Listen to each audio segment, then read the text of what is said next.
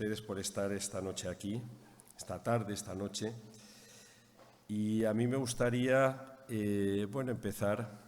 Yo no sé si de esta forma liberaré a los que me sucedan en el uso de la palabra de la obligación de tener que saludar, pero bueno, lo voy a intentar. En primer lugar, aunque darle o saludar al alcalde de Benidorm en su casa, parece que no, pero en fin, Toni, alcalde, es nuestro alcalde, la primera autoridad, muchísimas gracias por todo. ¿Qué tengo que decir del almirante Gonzalo Sanz, ¿no?, del segundo jefe de Estado Mayor de la Armada, que nos hace el honor de estar esta noche aquí y de pronunciar la primera conferencia de estas jornadas, que no es nada fácil que el segundo AGEMA dé una conferencia y máxime fuera de Madrid y fuera de algo totalmente relacionado con la Armada o con la defensa de España. Alejandro Cuerda, el almirante jefe del Arsenal de Cartagena, representante institucional de la Armada y que además, como submarinista más antiguo en activo, que lo es, pronunciará la conferencia de clausura de las jornadas el próximo 2 de julio en esta misma tribuna.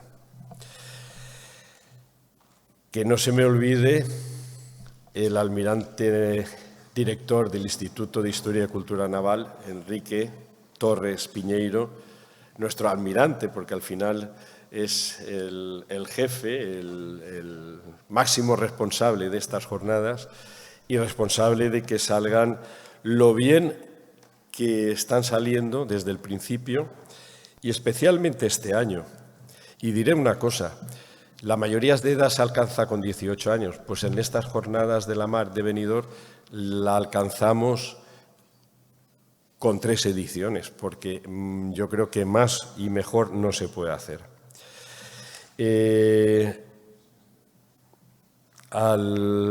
Alfonso Carrasco, que es el comandante de la flotilla de submarinos, director de la escuela y jefe de la base submarinos. Hombre, en esta ocasión es el protagonista, ¿verdad? Porque en unas jornadas dedicadas al arma submarina, pues es imprescindible. Si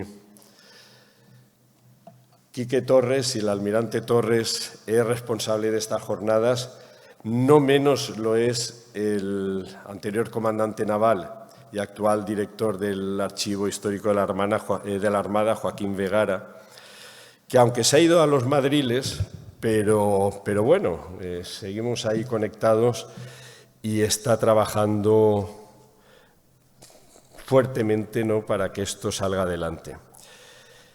Quiero agradecer a otro marino que está hoy presente aquí, que es Chema, José María Liarte, comandante del Centro de Buceo de la Armada, que también pronunciará una conferencia, además muy interesante, porque lo del rescate de submarinos es en profundidades y tal, yo creo que es algo que a todos, por lo menos a los que lo vivimos, el rescate del Kursk y aquello, que estuvimos una semana ahí pendientes y tal, marcó un antes y un después. Podían haber estado otros comandantes, pero claro, el servicio es el servicio y solamente nos puede acompañar esta noche el comandante del submarino S-82, del Narciso Monturiol, comandante de quilla, que es la primera dotación del submarino y que también dará una conferencia dentro de estas jornadas, que además presentará una novedad, y es que este año por primera vez tendremos una conferencia en Barcelona, en el Museu Marítim de Barcelona, que es un lugar emblemático, ¿no?, de la historia naval de España, de la historia naval de la Marina de Aragón y, por tanto, de la Armada Española. Quiero agradecer también hecho ya bueno, tengo que excusar al comandante naval de Alicante porque está recientemente intervenido, ¿no?, quirúrgicamente, además de algo que le resta movilidad porque es muy difícil que pueda moverse, algo sin importancia, pero que le resta movilidad. Pero tenemos al segundo comandante de la Comandancia Naval de Alicante, al que también le tengo que dar la bienvenida.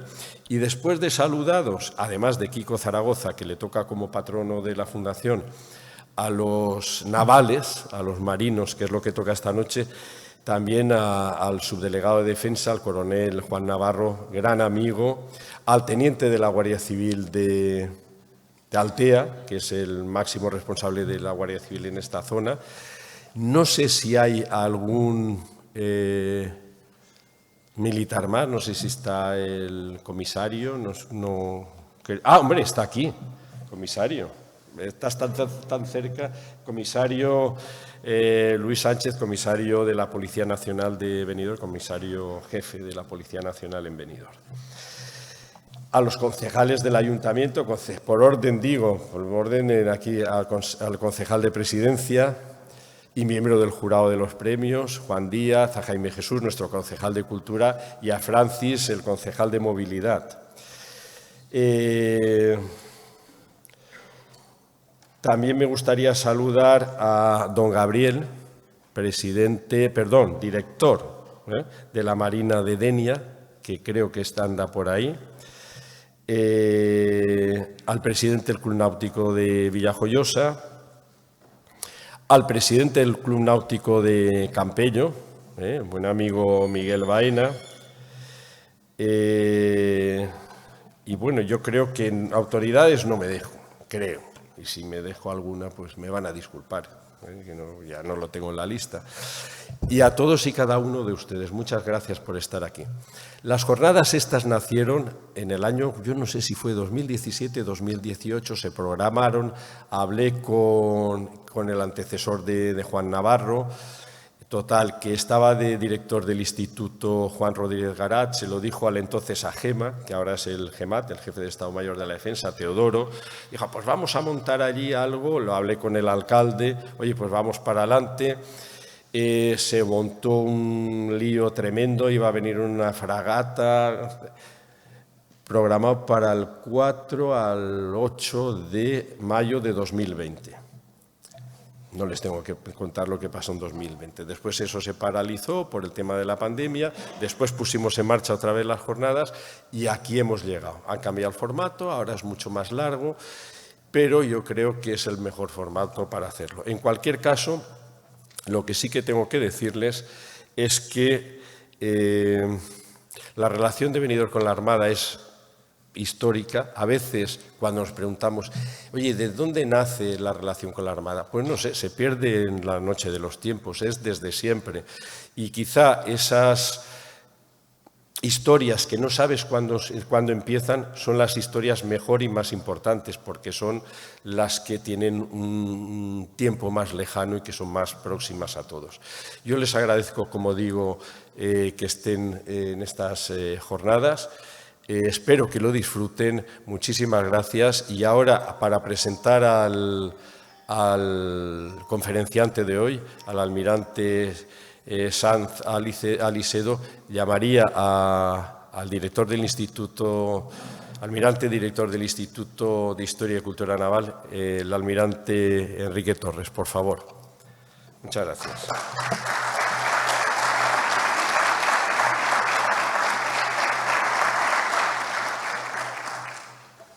Muchas gracias, Matías.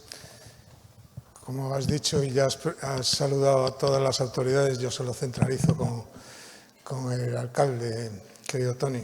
Es un privilegio estar aquí otra vez.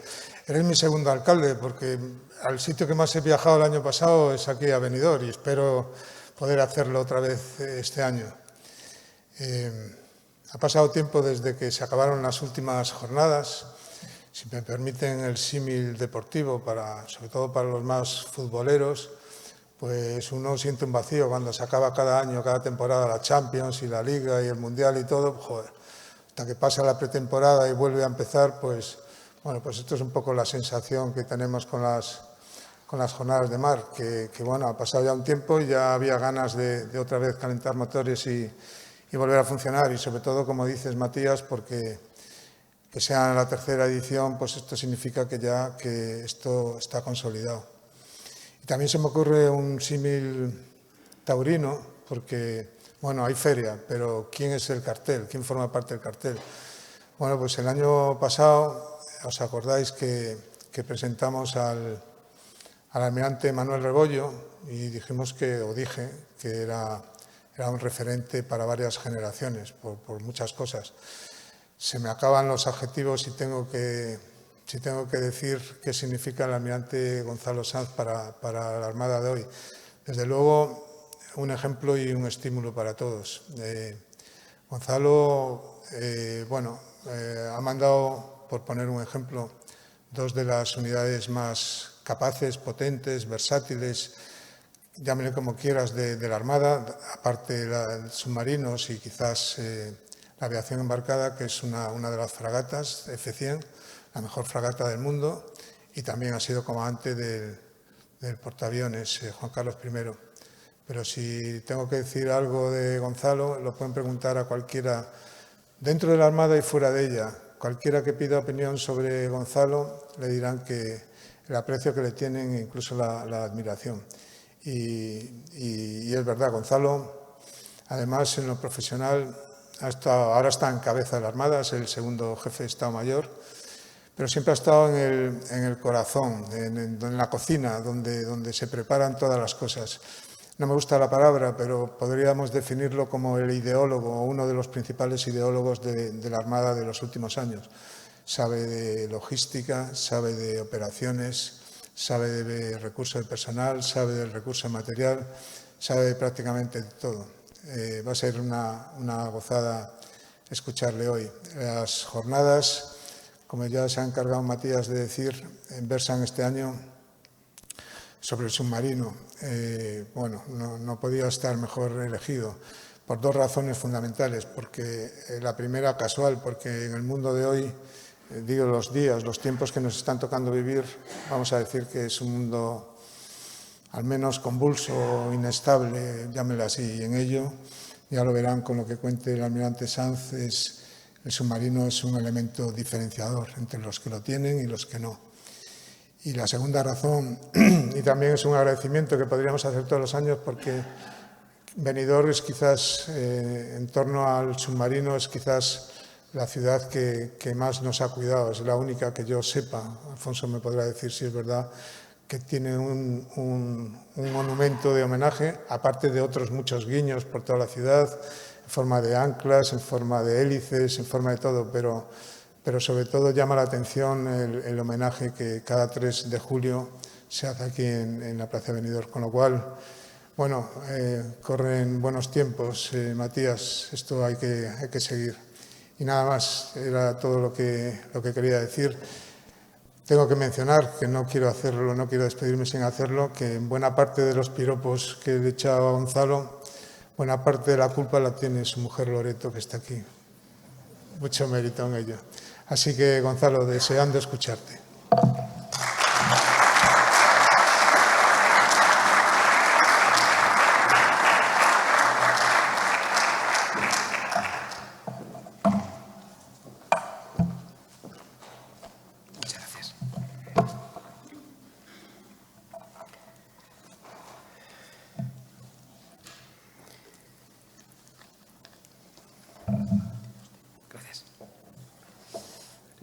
Muy bien, estupendo.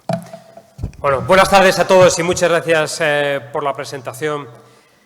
Agradezco, excelentísimo señor alcalde de Benidorm, presidente de la Fundación Frax, querido Matías, agradezco de corazón la atención y la generosidad con la que la Fundación Frax cuida a la Armada desde hace años. Y digo cuida porque se preocupa por nosotros. Nos ayuda a difundir la cultura naval, la historia de España y a conservar nuestro patrimonio histórico y cultural, que no es un patrimonio de la Armada, es un patrimonio de todos los españoles.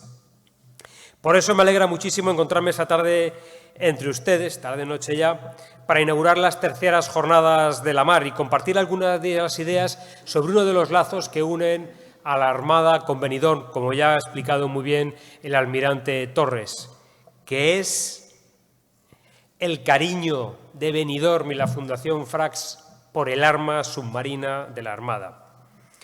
Agradezco también al excelentísimo Ayuntamiento de Benidorm por ceder su casa para esta conferencia, que espero que les entretenga y les permita descubrir nuevas cosas sobre los submarinos.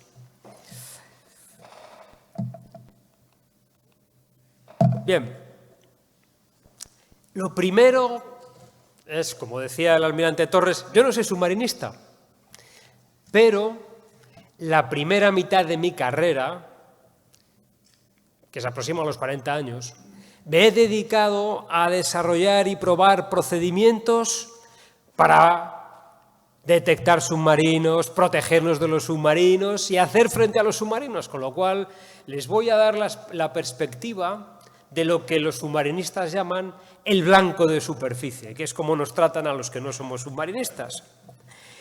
En el Estado Mayor de la Armada tengo una sección en la División de Logística dedicada a los submarinos, entonces les pedí ayuda, por supuesto, para preparar la conferencia y ellos me pusieron el título, la principal arma estratégica. Y yo dije, joder, principal, igual os estáis pasando, ¿no? Pero luego, trabajando la conferencia, efectivamente ellos tienen razón. Si vemos los escritores que han tratado de temas navales en el ámbito sajón, siempre hablan de una cosa que es el capital ship, el buque capital, el buque importante, el buque clave en cada época del tiempo. Y vamos a ver cómo la historia, la evolución de la tecnología nos ha llevado a que hoy en día el submarino sea un buque capital para cualquier marina que quiere ser algo en el mundo. Bueno, y lo primero que tenemos que hacer es ver nuestro pasado. Durante los 3 siglos en los que España dominó el Pacífico y el Atlántico, dominó eso para hacer viable el imperio financieramente y mantener abiertas las líneas de comunicación. El buque capital fue un invento español, el galeón y el navío, que mantuvieron abiertas las rutas del galeón de Manila en el Pacífico y la carrera de Indias en el Atlántico. Esos 2 barcos, el galeón y el navío, fueron los buques capitales de la época. Pero con la tecnología, en los avances de la tecnología, los buques capitales se fueron adaptando. Y así, en la Primera Guerra Mundial, y especialmente y en general durante el primer cuarto del siglo XX, el buque capital fue el acorazado. Aquí tienen la imagen el acorazado británico Iron Duke. En la Primera Guerra Mundial, el Reino Unido necesitaba asegurar el dominio del mar, y para eso, fundamentalmente en el Atlántico, y para eso necesitaba grandes y potentes acorazados que mantuvieran embotellada la flota de alta mar alemana en sus puertos, precisamente para proteger las líneas de comunicación del imperio con las colonias por todos los materiales que recibían de allí. Es verdad que en la Primera Guerra Mundial los submarinos tuvieron cierto papel, pero no fueron fundamentales. Sin embargo, en la Segunda Guerra Mundial aquello cambió completamente. En el Atlántico, los submarinos alemanes atacaron el centro de gravedad aliado, que era fundamentalmente los convoyes que llevaban materiales, material militar, aviones, carros, soldados, de América al Reino Unido, a Gran Bretaña y a la Unión Soviética. Es el mantener abiertas esas rutas era el centro de gravedad de los aliados en aquel momento. En sus memorias, Winston Churchill dijo que realmente lo único que le preocupó en la Segunda Guerra Mundial fue la amenaza de los submarinos alemanes. Y aquí vemos el efecto estratégico de una plataforma muy especial, el submarino, que bien empleada puede llevar a cabo acciones tan relevantes como estrangular el tráfico marítimo de un país y ponerlo al borde de la rendición, que fue el caso de Gran Bretaña. El Pacífico, en la Segunda Guerra Mundial, aparentemente fue diferente, porque tuvimos la irrupción del portaaviones seguido de la bomba atómica, y eso, en cierto modo, ensombreció la labor de los submarinos aliados en ese teatro de operaciones. Pero la flota mercante japonesa, al comienzo de la Segunda Guerra Mundial, en el año 41, contaba con más de 3.000 barcos y fue prácticamente destruida en su totalidad durante la guerra. Pues la mitad de los mercantes hundidos japoneses durante la Segunda Guerra Mundial lo fueron por submarinos. Submarinos como el Barb. Ahí vemos la dotación que hizo, bueno, esa especie de bandera con todo lo que le habían hundido a los japoneses. Y el efecto fundamental estratégico fue que Japón se quedó sin medios para trasladar materias primas del sudeste asiático, fundamentalmente de Corea y de algunos otros países, a las fábricas de la metrópoli, lo cual aceleró mucho su derrota, que certificó después el empleo de la bomba nuclear. Claramente el submarino aliado en el Pacífico comparte el podium de buque capital junto con el portaaviones. Y fíjese que esto no es muy conocido y ya nos da idea de una de las características fundamentales del submarino, de las que luego hablaremos más adelante, que es la discreción. Ya verán que no se sabe cuándo un submarino está en patrulla en la mar, y eso es uno de sus valores fundamentales. Y ese valor de la discreción aumentó exponencialmente con la introducción de la propulsión nuclear. En esa imagen tenemos el USS Nautilus, que fue el primer submarino de la historia dotado de propulsión nuclear y también el primer submarino que fue capaz de cruzar el Polo Norte en inmersión. Este submarino, entró en servicio el 30 de septiembre de 1954 y inauguró una nueva era, un nuevo tiempo para el submarino, porque como ya veremos, los submarinos antiguos eran diésel eléctricos, tenían que subir a superficie, cargar baterías, hablaremos un poquito de eso después, pero el submarino de propulsión nuclear ya no tiene esto. Y entonces se convierte en ese momento en el arma total por definición. Y poco después su supremacía quedó apuntalada con la entrada en servicio en diciembre de 1959 del USS George Washington, que es el que ustedes ven ahora mismo en la pantalla, que fue el primer submarino de la historia capaz de lanzar misiles balísticos en inmersión. Hablaremos de los misiles balísticos después. Y además tenía propulsión nuclear. El primer lanzamiento de un misil balístico en inmersión lo hizo este barco en 1960. Este fue un salto enorme hacia adelante, porque el submarino ya no solamente era capaz de atacar con sus torpedos, como habíamos conocido en la Segunda Guerra Mundial, sino también blancos en tierra y a unas distancias enormes. Hoy en día son intercontinentales. Y además esos misiles, y por eso se crearon y se inventaron, podían y siguen llevando cargas nucleares. Sin duda el submarino ha sido y sigue siendo una capacidad militar muy distintiva en el inventario de las marinas que quieren ser alguien en el ámbito regional e incluso en el global.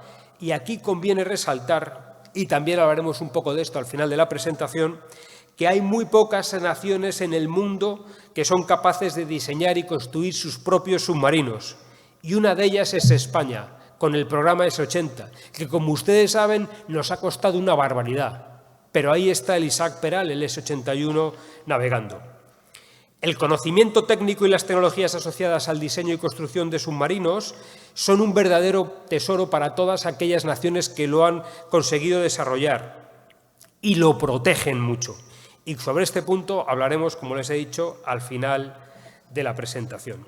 Bien, bueno, pues después de esta pequeña introducción y viendo que el submarino es una tremenda arma estratégica, vamos a efectuar un breve recorrido, porque esta es la primera presentación, la conferencia de esta serie de las terceras jornadas, o sea que es un poco general, y vamos a hablar de los tipos de submarinos que existen, de sus características principales, sus limitaciones, las misiones que pueden llevar a cabo y un poquito al final sobre el reto que tiene por delante España y la Armada con el submarino S-80. Bueno, lo primero que vamos a ver es una cosa muy sencilla, que es explicar que no todos los submarinos son iguales, no todos los submarinos hacen lo mismo ni sirven para lo mismo. Aquí en esta diapositiva ven a la izquierda la clasificación de los submarinos por el tipo de propulsión, después por el tipo de armamento y luego otros que tienen algunas cualidades especiales.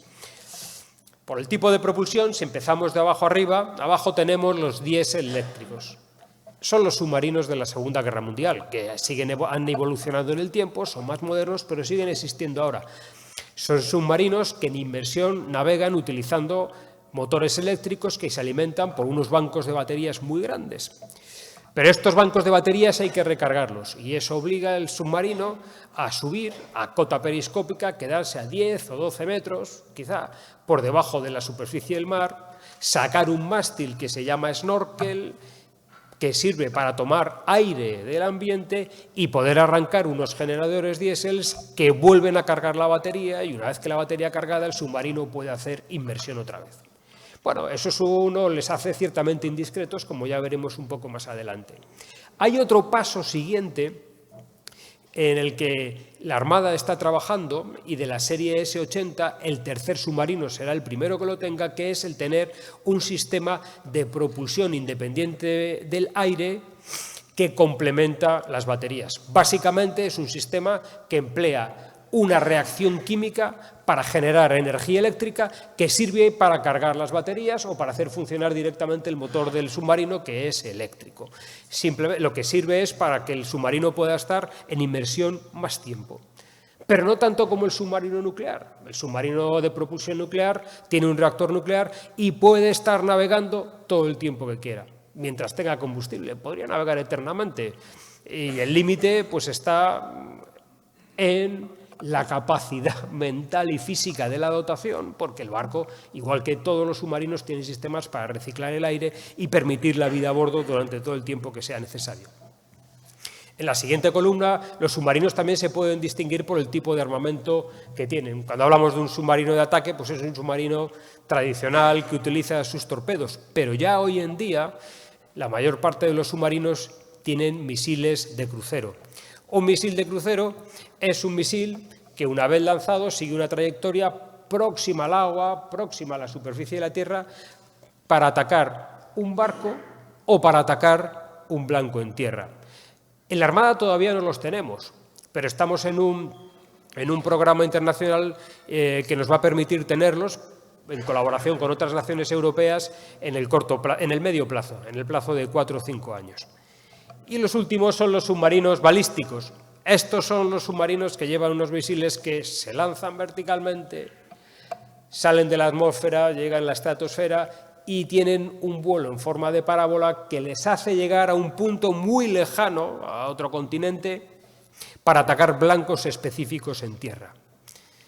Normalmente esos misiles tienen cargas nucleares. Luego hablaremos un poquito de eso más adelante. Y ahora lo que se están popularizando mucho son submarinos especiales, fundamentalmente son capaces de llegar a grandes profundidades. Esto es una... No es que tengamos obsesión con los chinos, pero es que los chinos son mucho más listos de lo que parecen y son capaces de desarrollar submarinos que pueden llegar a grandes profundidades, pueden interferir comunicaciones, pueden hacer muchas cosas, pero esto sería objeto de otra conferencia. Y también ahora están proliferando los vehículos submarinos autónomos, como este. Pueden hacer exploraciones del fondo del mar, pueden fondear minas o pueden llevar equipos de operaciones especiales a bordo. Eso lo veremos un poquito después. Bien, lo que está claro es que toda nación con un litoral y que quiere ser una potencia regional o global, se dota de una marina de guerra potente, aunque tradicionalmente haya sido de orientación continental. Es el caso de China ahora mismo. Y efectivamente para todas esas naciones el submarino es un elemento muy importante, porque ya hemos visto que marca una diferencia. En esta imagen, en la parte de la izquierda, ustedes pueden ver las principales flotas submarinas del mundo. Son datos del año 2025, desde los Estados Unidos hasta Pakistán. Como pueden comprobar, Las flotas de los principales submarinos corresponden a naciones que podemos considerar como potencias globales o regionales. Estados Unidos, Rusia, China, Irán, que tenía 25, Japón, 24, Corea del Sur, la India, fíjense, Corea del Norte, 13, de los de Corea del Norte hablaremos después un poquito más adelante, ¿no? Incluso hasta Pakistán, que tiene 8. Y Vietnam tiene 9, porque tiene miedo a China. Luego hablaremos de eso también en un momentito, ¿no? Es decir, son naciones que quieren ser potencias globales o regionales, o lo son o quieren serlo. En el cuadro de la derecha verán también cómo las naciones que quieren demostrar una capacidad de disuasión creíble, hablaremos un poco de la disuasión después, optan por la propulsión nuclear. Estados Unidos tiene 71 submarinos nucleares. Prácticamente, los datos de la derecha son del 26 y desde entonces, a primeros del año 26, ha entrado en servicio un submarino nuclear más americano. China ya tiene 32, Rusia 29, Reino Unido 10. Solamente tiene submarinos nucleares, igual que Francia. Pero fíjense, en esta noticia de febrero del año, de este año nos dice lo importante que es el océano para China y cómo ya produce más submarinos nucleares, con más submarinos y con más rapidez que los Estados Unidos, para que vean lo importante que son los submarinos. Bien, pues vistas algunas cosas generales sobre los tipos de submarinos existentes, pasemos ahora a repasar brevemente cuáles son sus características principales, sus ventajas y también algunas de sus limitaciones.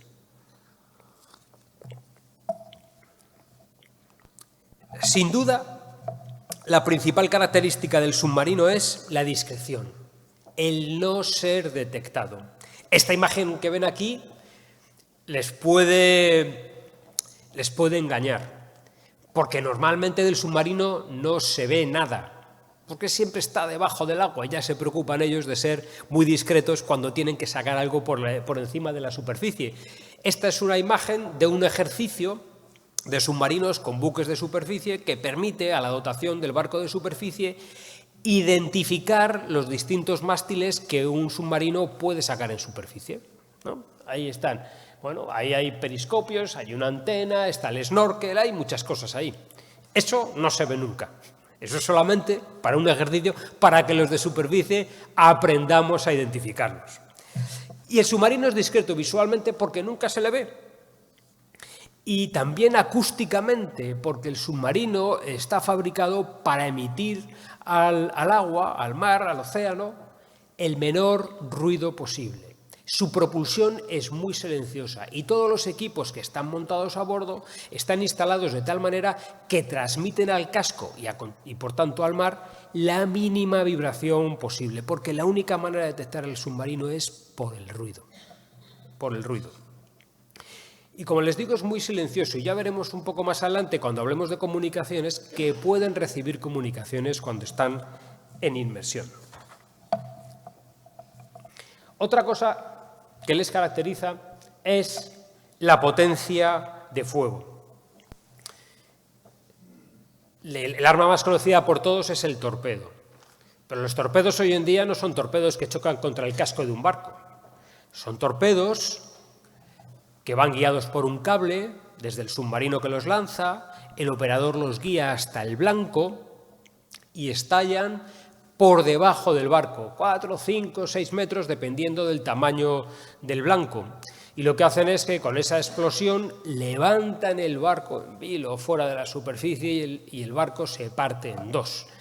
Como se ha partido este barco, que es el antiguo remolcador de la Armada Ferrol, que fue hundido por el Tramontana, el S-74, en el año 2004.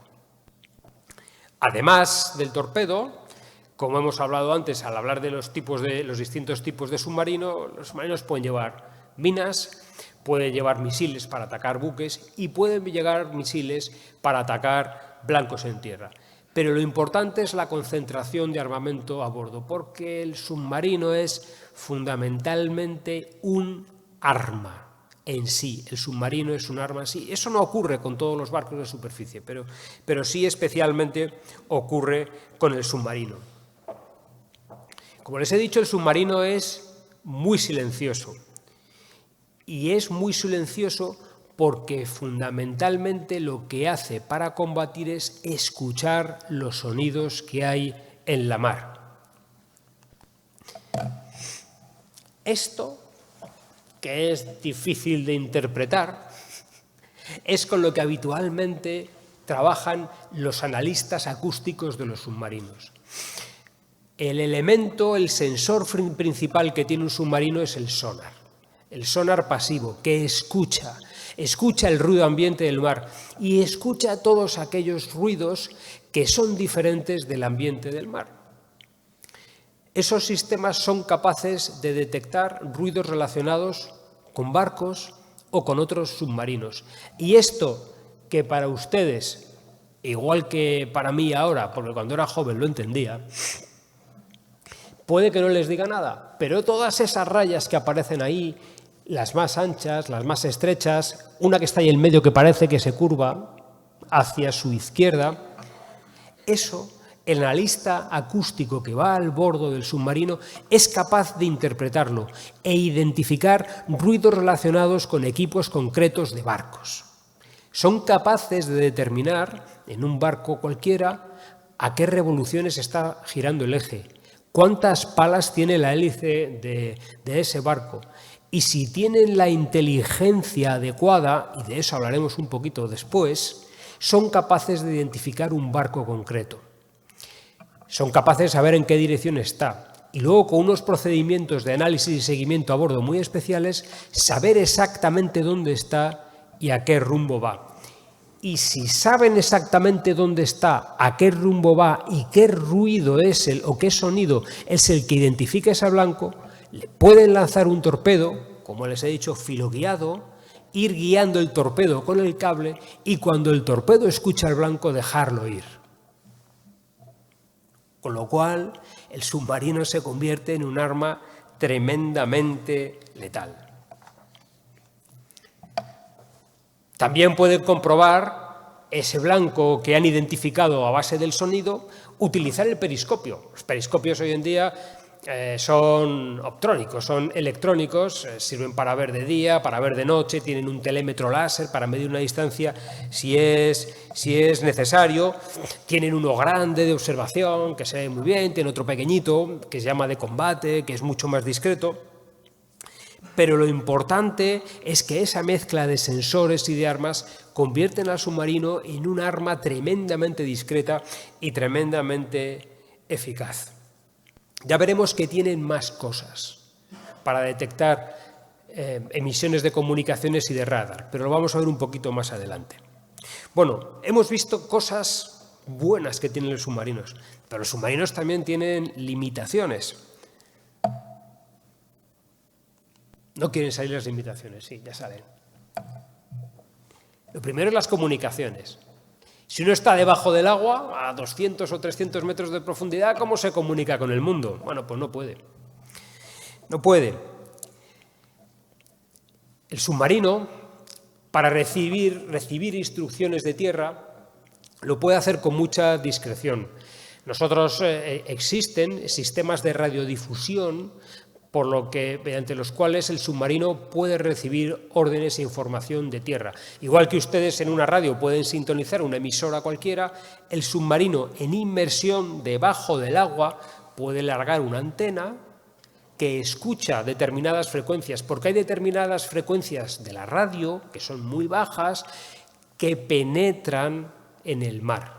Penetra en el mar hasta cierta profundidad y eso le permite al submarino, pues recibir cosas. Otra cosa es que tenga que hablar con tierra.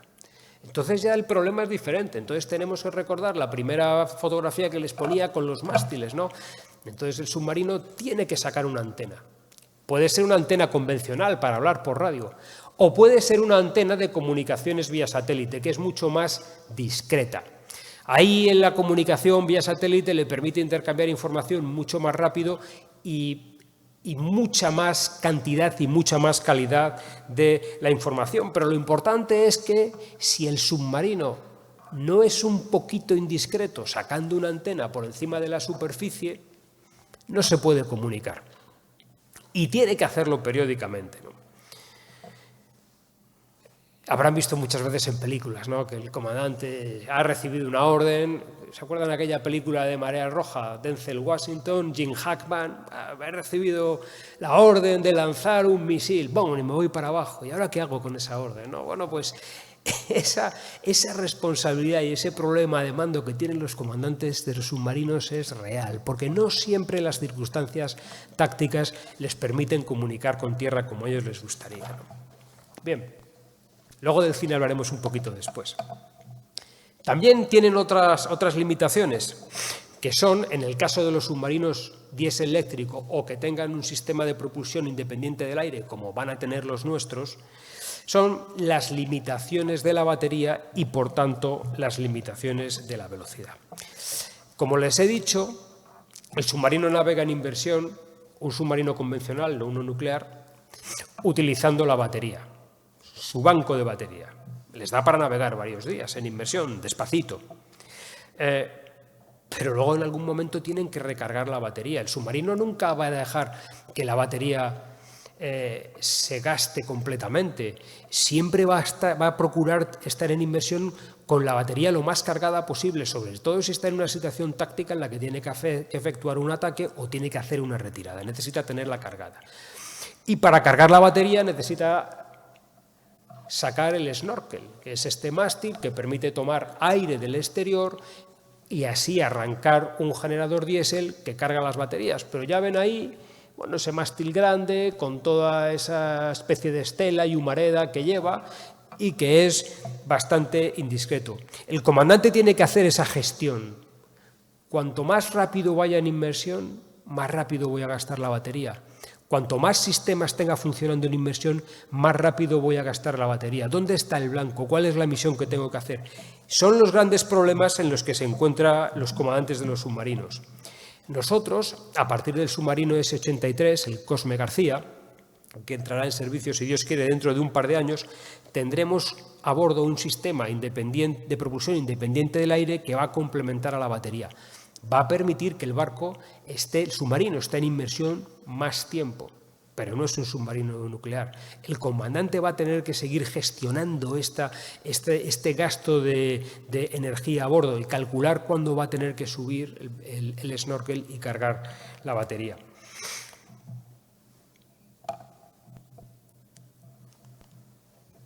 Y luego, el último punto es la vulnerabilidad que tiene el submarino ante las aeronaves. Los aviones y los helicópteros son los grandes enemigos del submarino. Lo fueron en la Segunda Guerra Mundial y lo siguen siendo ahora. El medio aéreo, el helicóptero o el submarino, tiene muchas ventajas. Tiene ciertas ventajas sobre el submarino. Primero, la velocidad. Llega antes a los sitios. La permanencia. Un avión de patrulla marítima puede estar 6, 8, 10 horas sobrevolando una zona, siguiendo un submarino. Tienen muchos sensores diferentes. Tienen radar, tienen sistemas visuales, tienen una barbaridad de cosas, lanzan sonoboyas, tienen muchas armas, tienen torpedos, llevan cargas de profundidad. Cuando el submarino está en inmersión, no puede detectar a un avión, es imposible. Y el avión y el helicóptero, de momento, son invulnerables ante el submarino, porque el submarino no tiene nada para hacerles frente. Pero ya se están desarrollando sistemas para el lanzamiento de misiles antiaéreos desde submarinos. Un submarino detecta barcos y detecta submarinos, pero no es capaz de detectar aviones.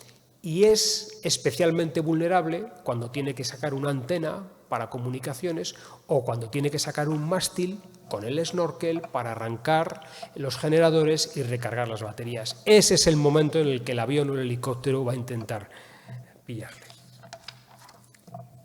Bien, con estas capacidades y con estas características, ahora tenemos que ver cuáles son las misiones que podemos encomendar a un submarino.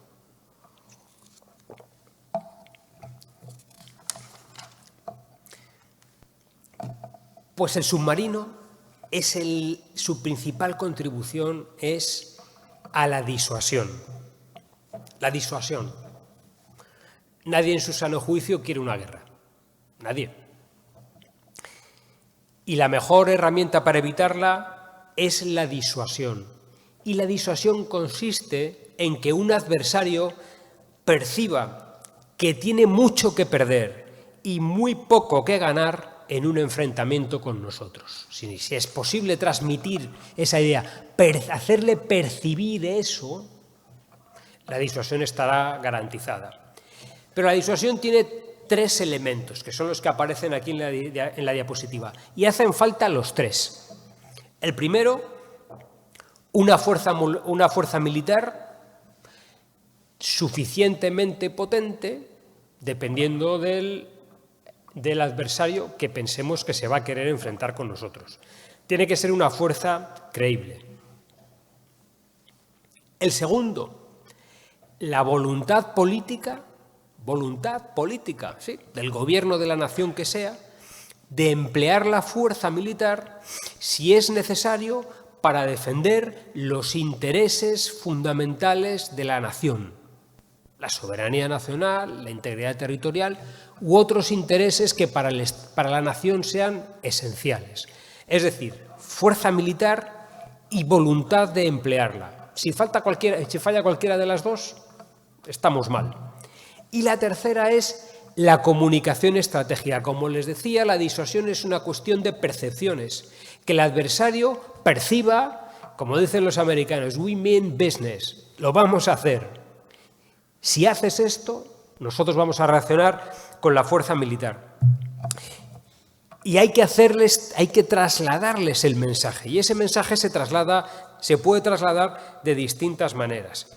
En la teoría clásica de la disuasión se habla de 2 tipos fundamentales de disuasión.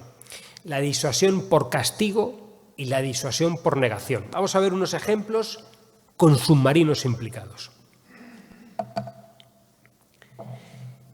La disuasión por castigo consiste en trasladar claramente el mensaje de amenazar con una respuesta devastadora si los intereses esenciales de nuestra nación se ven en riesgo. O si no, el mensaje de que tendremos una represalia tremenda y contundente en caso de recibir un ataque. O la tercera opción es hacer una demostración de fuerza que traslade ese mismo mensaje. Y todo eso, el objetivo es para evitar o finalizar un enfrentamiento. Y tenemos el caso paradigmático en la Guerra de las Malvinas.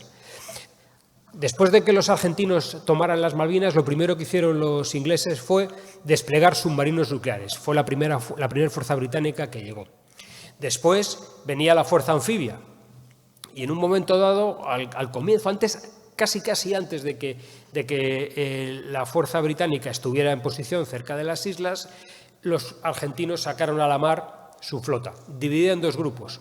Una parte al norte, en torno al portaaviones, al 25 de mayo, y la otra parte más al sur y más próxima a las Malvinas, donde tenían a su buque insignia, que era el crucero General Belgrano, con sus escoltas. Bueno, pues de los submarinos que los británicos habían desplegado al principio, el Conqueror, el 2 de mayo de 1982, hundió el General Belgrano, el buque insignia de la Marina de Guerra Argentina, de la Armada Argentina. El efecto estratégico fue que la Marina Argentina, salvo algunas acciones de los submarinos, desapareció de las operaciones. No volvió a salir a la mar, no hizo nada más. Es verdad que no se pudo parar el enfrentamiento, pero esta disuasión por castigo llevó a que una parte importante de las Fuerzas Armadas argentinas desaparecieran de la guerra inmediatamente. La otra es la disuasión por negación, que básicamente se trata de convencer al adversario de que los objetivos militares que quisiera obtener o son inalcanzables, porque va a tener una oposición tremenda, o van a tener un coste tremendo, inasumible para su nación. Y eso se hace con demostraciones abiertas de la fuerza. vigilancias muy abiertas, grandes ejercicios. Y el ejemplo fundamental lo tenemos hoy en día con China. Ese submarino que tienen ahí es un submarino nuclear balístico chino de la clase Jin, que son los últimos que han entrado en servicio. Llevan misiles de largo alcance, balísticos, con cabeza de guerra nuclear. Bueno, eso a nosotros dice, bueno, joder, yo vivo en España, esto está muy lejos, ¿no? Pero si nosotros viviéramos en Japón o en Taiwán y vemos a estos submarinos continuamente haciendo ejercicios alrededor de nuestras islas, pensaríamos algo diferente, ¿no? Estaríamos francamente preocupados, ¿no? Se nos estarían diciendo, ojo, ojo, que aquí estoy yo. Y si fuéramos australianos y recordáramos que China tiene un acuerdo de defensa con las Islas Salomón, que las tienen ahí marcadas en ese recuadro de color naranja, y que los buques y los submarinos chinos ya están operando allí, más allá de la cadena de las islas de Nueva Guinea, cerca del Mar del Coral, entonces entenderíamos por qué Australia ha firmado con Estados Unidos en Inglaterra hace unos años el famoso Pacto del AUKUS, una de cuyas cláusulas es que los americanos van a construir submarinos nucleares para la defensa de Australia. Y estamos hablando todavía de la disuasión por negación, todavía no hemos llegado al enfrentamiento. Es decir, que el submarino es un elemento clave en todos estos juegos geopolíticos y geoestratégicos que están ahora. Pero no solamente ocurre ahí, lejos, ocurre también muy cerca de nosotros. Porque el submarino es el centro de la disuasión nuclear rusa.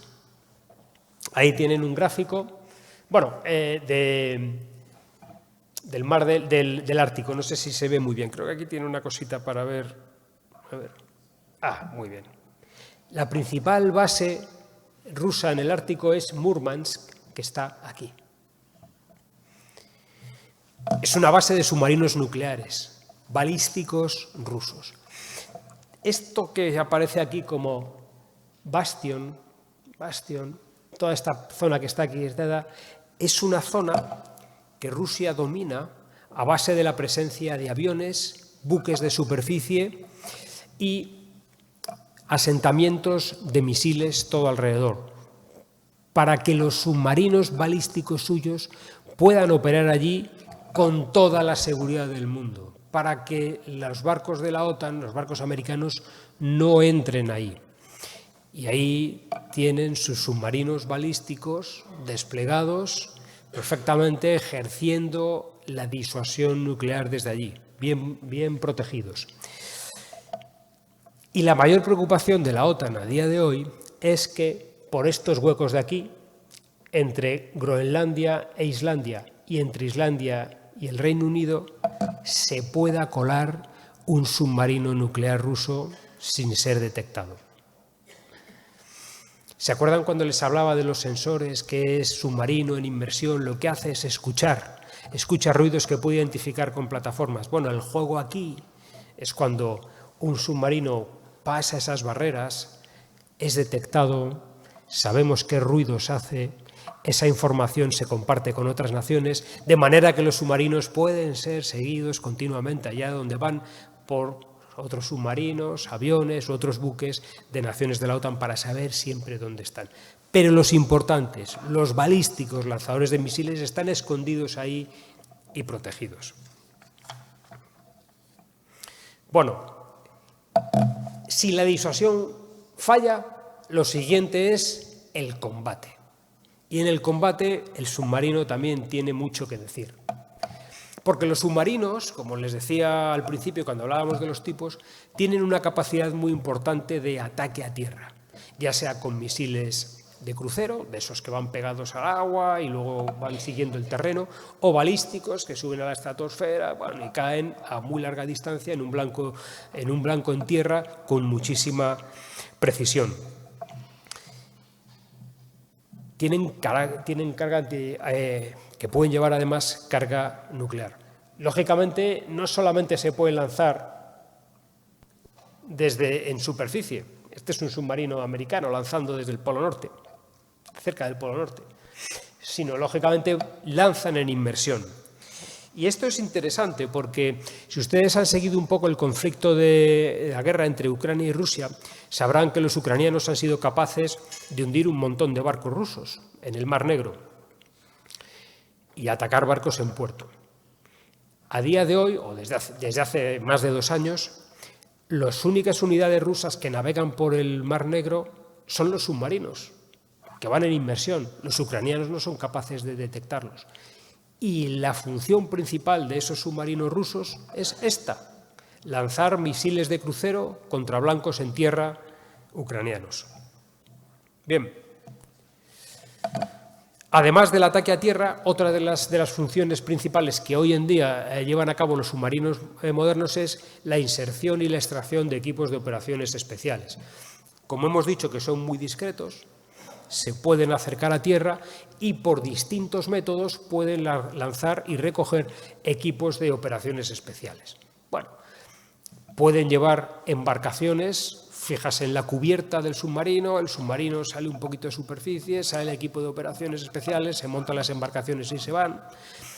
Pueden salir por los propios tubos lanzatorpedos, pueden salir por esclusas especiales que tienen los submarinos, o pueden llevar, como les contaba al principio cuando hablábamos de los tipos de submarinos, en la cubierta adosado un mini submarino conectado por una escotilla especial al submarino, por la que pueden pasar a bordo del mini submarino el equipo de operaciones especiales y con ese submarino irse a cumplir una misión en tierra. Bueno, eso es de verdad, eso lo hacemos de verdad ahora. Los comandantes de submarinos se lo podrán explicar mejor que yo, pero esto que ven ahí es una cosa de verdad. También es muy importante la capacidad que tienen los submarinos para recolectar inteligencia.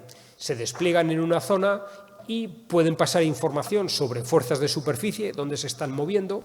Eso es lo que hacían los submarinos británicos en las Malvinas después del hundimiento del General Belgrano, o bien, como muestra la diapositiva,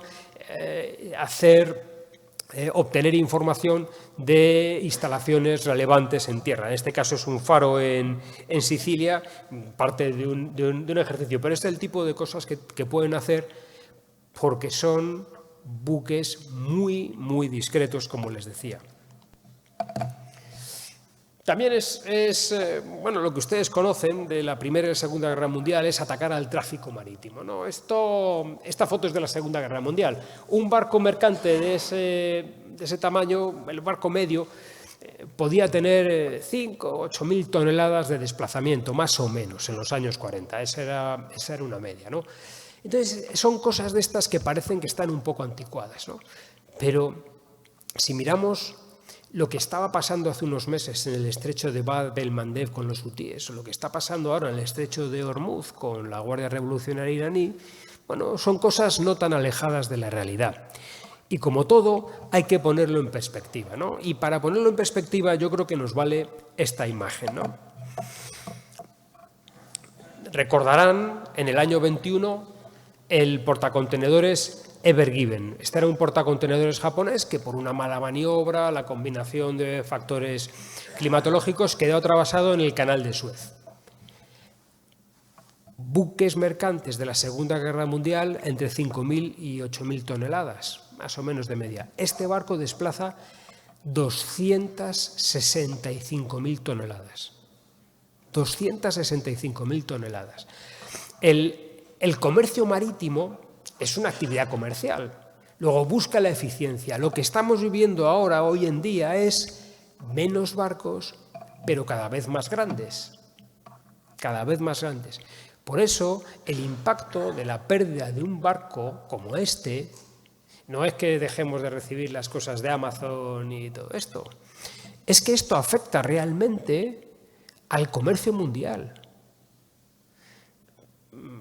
Simplemente para que ustedes se hagan una idea, el valor, fíjense, la velocidad de movimiento de la riqueza del mundo por el canal de Suez, cuando este barco quedó atravesado, era de 400 millones de dólares por hora.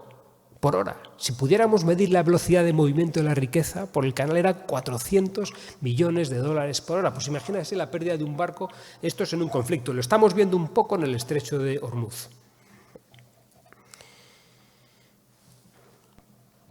Y luego, por último, es el submarino, pues es el ataque a una fuerza naval, que es, bueno, parece que es lo más importante, ¿no? Y también parece una cosa rara, pero no es tan rara.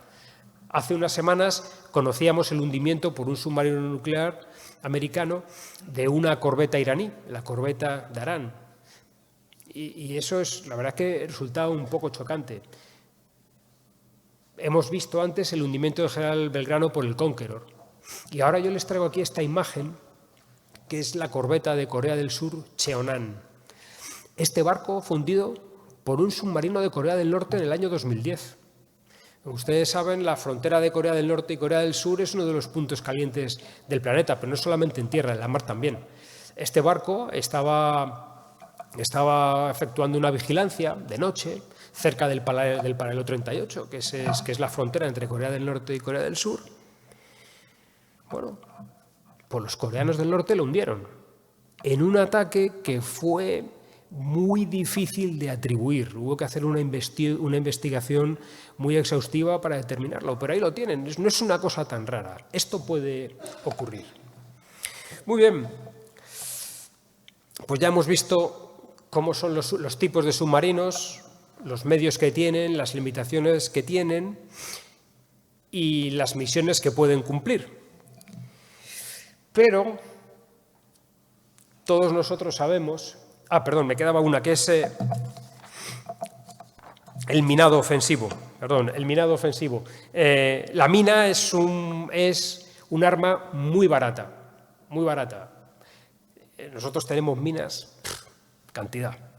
Y es el submarino, aunque vaya debajo del agua, es un barco que puede navegar con muchísima precisión debajo del agua y es capaz de colocar las minas exactamente donde quiere, y con un par de minas es capaz de cerrar un puerto.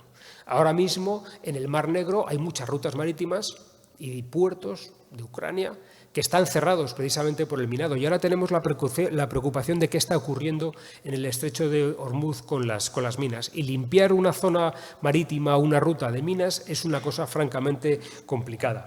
La simple sospecha de que un puerto o una ruta marítima haya sido minada es un elemento fundamental para cortar el tráfico marítimo y el comercio de una nación. Esto es muy sencillo y está en manos de cualquiera. Muy bien, y como les decía, somos conscientes de que la tecnología tiene un valor limitado si no hay empleándola personas altamente preparadas, motivadas y dirigidas por un líder que sepa aprovechar lo mejor de cada uno de ellos.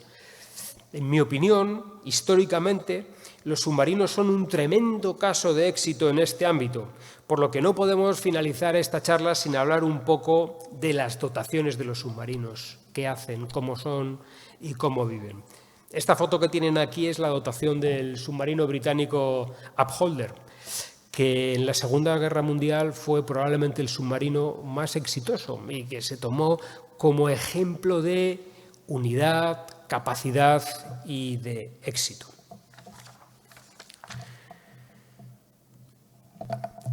Es cierto que el cine ha ayudado mucho para describir la realidad a bordo de un submarino, ¿no? Recordarán la película esa Das Boot, el submarino, esta película alemana de finales de los 80, primeros de los 90, más o menos, ¿no? Es muy impresionante, ¿no? Cómo describe las largas patrullas, la tensión, la intensidad de la convivencia, la nula intimidad personal en un submarino, ¿no? La confianza que todos tienen en su comandante y también, sobre todo, la importancia de cada individuo en el equipo, ¿no? Esta imagen que les traigo es de una película muy reciente, está ahí en plataformas de televisión, se llama El buen italiano. Es una historia real basada en la historia de un comandante submarino italiano, Salvatore Todaro, ¿no? Y esa Este es el comandante, va vestido así, ¿no? Va vestido como yo, ¿no? Es otro estilo de vida, ¿no?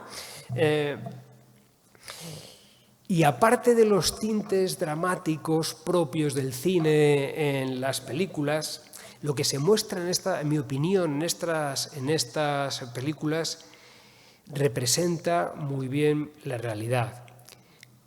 Cómo la dotación del submarino depende de la responsabilidad individual de cada uno, que no admite error. Cada uno, la vida de todos depende de cada uno de los miembros de la dotación. Y esto también pasa con nuestras dotaciones. Aquí está la dotación del submarino Isaac Peral, el S-81, el día en el que el barco fue entregado a la Armada. Nuestras dotaciones están formadas en los valores tradicionales de la Armada: honor, valor, disciplina y lealtad. En la importancia de la responsabilidad individual, en el sentido de equipo, en valorar la iniciativa personal ante una emergencia, en desarrollar la capacidad de ser paciente en la espera, porque todo eso que hemos hablado de empezamos a escuchar un ruido, lo analizamos, lo detectamos, lo identificamos, localizamos y lanzamos un torpedo, eso son horas de la dotación enfocada en un trabajo muy concreto para llevar a cabo su misión, horas o días a veces, ¿no? La rigurosa preparación, la capacidad de convivir en un sitio tan pequeño, tan incómodo, y sobre todo el compañerismo. Si ustedes preguntan a cualquiera de los oficiales submarinos que hay aquí, les dirán que un ejemplo de esto es la cámara de mando de un submarino, ¿no? Cuando un submarino está en inmersión, lo crítico es mantenerlo a la cota, a la profundidad determinada, sin que vaya para arriba porque puede salir a la superficie, sin que se vaya para abajo porque se puede ir demasiado para abajo, que no esté inclinado, y todo eso, sobre todo cuando hay una emergencia, la vida de toda la dotación depende de la reacción de una o dos personas que se lo tienen que saber de memoria y todos tienen que confiar en ellos, ¿no? Es un estilo de vida muy especial. Mi suegro es submarinista y yo no lo soy. Y yo soy almirante y él no lo es. Pero aún así, él ya es muy mayor, ¿no? Pero a veces me habla cuando hablamos de estas cosas y le cuento, él siempre me dice, bueno, los submarinistas no somos ni mejores ni peores, somos diferentes. Y es verdad, son diferentes, porque todo este estilo de vida y la forma de operar a bordo les convierte en un grupo de personas, de profesionales que son diferenciadores de la Marina y diferenciadores de su Marina con respecto a otras marinas. Y lo más importante es esto, que lo que tienen en la cabeza es el servicio a España. Cuando el comandante del Isaac Peral recibió la primera bandera del barco, que es su bandera de combate hasta que le entreguen otra, la besó, subió a la cubierta y con su dotación la izó. Y ese es un nuevo juramento de servicio a España que hizo la dotación. Y lo tienen perfectamente metido en la cabeza, ¿no? Y todo lo que hacen es pensando en eso, en la defensa de España y de los españoles en y desde la mar, que es su obligación. Bueno, y ya estamos terminando. Como les decía, al principio, en algún momento íbamos a volver a hablar del submarino S-80. Miren, en julio de este año se cumplirán 110 años de la botadura del primer submarino moderno español, que se construyó en Estados Unidos y que también se llamaba Isaac Peral. Desde hace 110 años ahora, en España hemos avanzado mucho. Hemos conseguido lo que se conoce como autonomía estratégica. Hemos sido capaces de diseñar y construir un submarino nacional, español, al 100%. Es verdad que nos ha costado mucho, nos ha costado tiempo, nos ha costado esfuerzo, nos ha costado errores, nos ha costado disgusto, nos ha costado dinero, pero ahí está navegando el S-81 y en breve estará navegando el S-82 en Narciso Monteriol. Ha sido un éxito y una demostración de la capacidad que el equipo que forma la Armada con la industria de defensa nacional es capaz de hacer. Y el reto que tenemos ahora, que es un reto de país, si me permite decirlo así, es mantener esa autonomía estratégica en el tiempo. Porque España, y no hace falta más que ver el mundo que tenemos alrededor, necesita unas Fuerzas Armadas suficientemente potentes para contribuir a la prevención de conflictos y a la defensa de nuestros intereses legítimos, que son globales. Si ustedes miran a Ucrania, que era una nación que tenía unas Fuerzas Armadas muy desarrolladas, y la ven pasados los años, verán ahí, comprenderán que si no hay defensa y si no hay disuasión, al final no queda ni la educación, ni queda la sanidad, ni quedan las infraestructuras, y se pierden generaciones por en medio. Y eso hay que evitarlo. Y la única manera es hacer una cierta inversión en defensa. Y por eso es importante esto. ¿Para qué invertir en defensa? ¿Para qué invertir en buques y fragatas? ¿Para qué invertir en submarinos? ¿Para qué invertir en helicópteros embarcados? ¿Para qué invertir en la infantería de marina? ¿Para qué invertir en el ala fija embarcada? ¿Para qué? ¿Para qué invertir en entrenamiento, en mantenimiento, en estar listos siempre?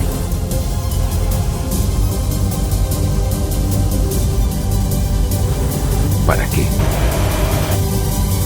Para ti.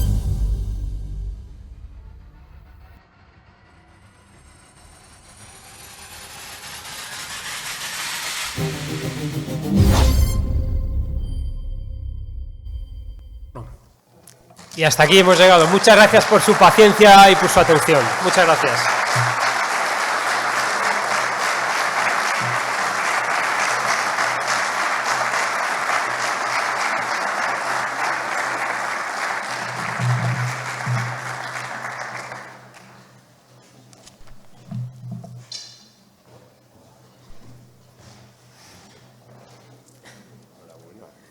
Muchas gracias. Hombre, si todos nos apasionaba la Armada y los submarinos, a partir de ahora muchísimo más. Queremos que te lleves un recuerdo de estas jornadas y de la conferencia. No es un submarino, porque es la reproducción de un socarrat, que es una cerámica valenciana medieval, que está en el Museo Arqueológico Nacional y que nos hacen tal como se hacía en la Edad Media. Y bueno, es un recuerdo que queremos que perdure en el tiempo y que conserves. Muchas gracias. Gracias. Y bueno,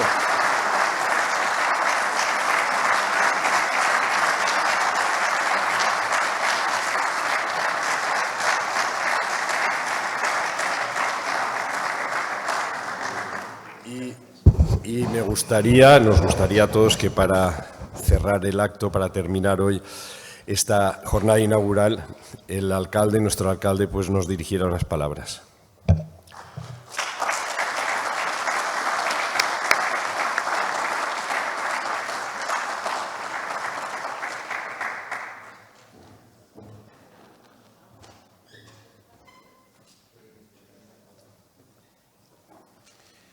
Pues muchísimas gracias, Matías, querido presidente de la Fundación FRAX, y amigas y amigos de la Fundación FRAX, que un año más hacéis posible que iniciemos con una conferencia magistral, almirante, estas terceras jornadas de la mar.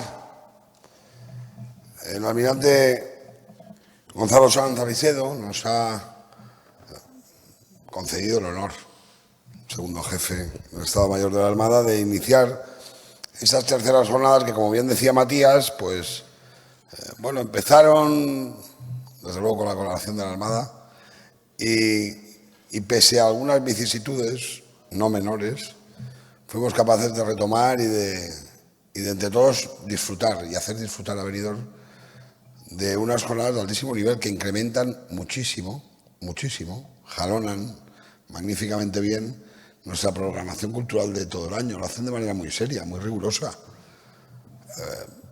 La Armada amigas y amigos de la Armada, tenéis también ese marchamo, ¿no? Que aquello que hacéis, pues lo hacéis francamente bien, ¿no? Me sumo a los saludos de Matías porque las horas así invitan, pero sí que quiero, bueno, pues tener un saludo muy especial a los que desde la Armada hoy nos acompañáis, de aquí o allá, ¿no? Con las responsabilidades que tenéis y también a aquellos que nos cuidáis y nos dais seguridad. Decía Matías en su intervención que no sabríamos fijar muy bien cuándo empieza la relación de Benidorm con la Armada. Bueno, con la Armada sí, con un almirante, ¿eh? Es verdad que gracias a las Jornadas de la Mar, después del gran don Julio Guillentato, del almirante, en aquel caso médico, José Pérez Llorca, pues Benidorm tuvo un almirante que es el que le dotó precisamente de vida jurídica. Era el almirante Bernat de Sarriá, que lo era de la Corona de Aragón. El año pasado celebrábamos los 700 años de la ciudad, porque un 8 de mayo de 1325 nos otorgó la Carta a Puebla. Es verdad que no lo hizo como estamos celebrando nosotros las Jornadas de la Mar. Si han venido miembros de la Armada y almirantes, desde luego, a la ciudad, lo ha sido de manera muy constante y consolidada gracias a estas Jornadas de la Mar. Porque Bernat de Sarriá no hay ningún documento que diga que estuvo en Benidorm en alguna vez. En realidad quería tomar posesión de esta tierra porque había otro almirante de la corona aragonesa, Roger de Lauria, Roger de Llúria, que eran almirantes los dos de la corona aragonesa, pero por lo visto no se llevaban muy bien. Y entonces allá donde uno venía y conquistaba para dar salida al mar de su territorio, pues llegaba el otro y decía, pues yo al lado. Y a nosotros nos tocó Bernat de Sarriá, Altea, Roger de Llúria. Pero después de eso ya tuvimos una relación con la Armada, con los inicios de lo que era la Armada Española. Benidorm fue una tierra con corsarios renombrados. Evidentemente, la corona no llegaba a proteger todos nuestros mares. Y tenemos algunos ilustres benidormenses también ya en el siglo XVIII. Ahí está Batistilla. Su capital ship era el Jabeque La Fortuna. Participó en 84 combates y tomó 47 banderas de armadas importantes, la holandesa, la británica, bueno, y hacían cositas con la Armada los benidormenses de entonces, ¿no? Y hemos tenido siempre muchísima relación con el mar, muchísima. Lo hemos tenido con la marina mercante, la hemos tenido con la pesca, pero en este caso en el arte de la almadraba, y la hemos tenido también con la Armada, con héroes como el condestable don Francisco Zaragoza Such. Y todo eso se genera en un entorno donde Bernat de Sarriá creó Benidorm, que es muy cerca de la Plaza de la Señoría, donde está el castell, y ahí hay algo más que una curiosidad. Ese monumento del que hemos hablado antes de la conferencia, que permítanme que les diga, porque está el almirante del Arsenal de Cartagena, de la base también de submarinos, que en Benidorm haya un monumento al arma submarina, tiene eso aquel. Pero es que además le dimos la bandera de combate al Cosme García. Y eso ha hecho una relación con los submarinistas que sin duda, bueno, pues son dentro de la propia Armada algo singular, que tengamos adoración por ustedes.